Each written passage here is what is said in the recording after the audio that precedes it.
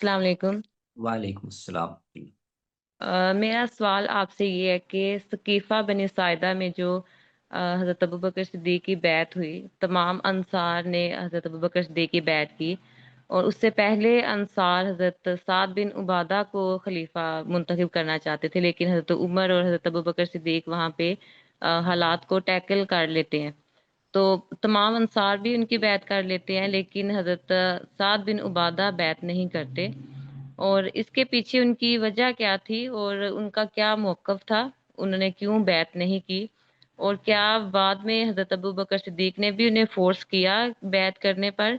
उनका मौक़िफ़ क्या था हज़रत साद बिन उबादा का कि उन्होंने किस वजह से बैत नहीं की? ये उनका मौक़िफ़ बयान हुआ है। वो जब ये हज़रात वहाँ पहुँचे, हज़रत अबू बकर और उमर, तो अंसार के माबैन आपस में भी एक बहस हो रही थी। यानी ऐसा नहीं कि वो बाकायदा ये इरादा लेकर इकट्ठे हुए थे कि हमने उनकी बैत करनी है, नहीं। वो इस मसले पर आपस में गुफ्तगू के लिए इकट्ठे हुए और ये बहस कि क्या हमें अंसार के खलीफा बनाना चाहिए या नहीं बनाना चाहिए और या ये कुरैश का हक, ये खुद वहाँ हो रही थी।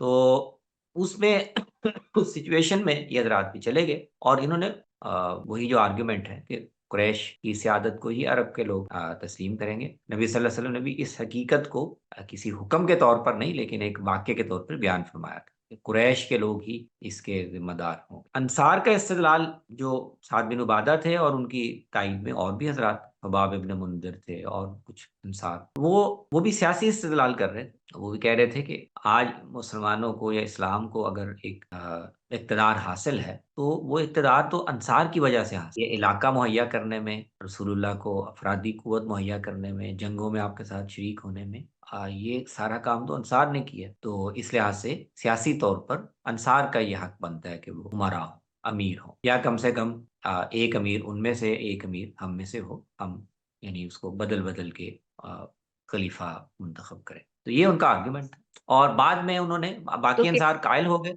हज़रत साद बिन उबादा कायल नहीं हुए। एक आध और सहाबी का भी अंसारी सहाबी का ज़िक्र मिलता है, लेकिन नुमायाँ साद बिन उबादा ही थे और हज़रत अबू बकर ने उनको फिर फ़ोर्स नहीं किया, बल्कि वो रिवायात में बयान हुआ कि उन्होंने फिर वो एक तरह से अलग-थलग हो गए मामलात से और हज़रत अबू बकर की गोया एक तरह की इजाज़त से वो फिर शाम चले गए। उनका इंतकाल फिर शाम में हुआ। जी, बहुत शुक्र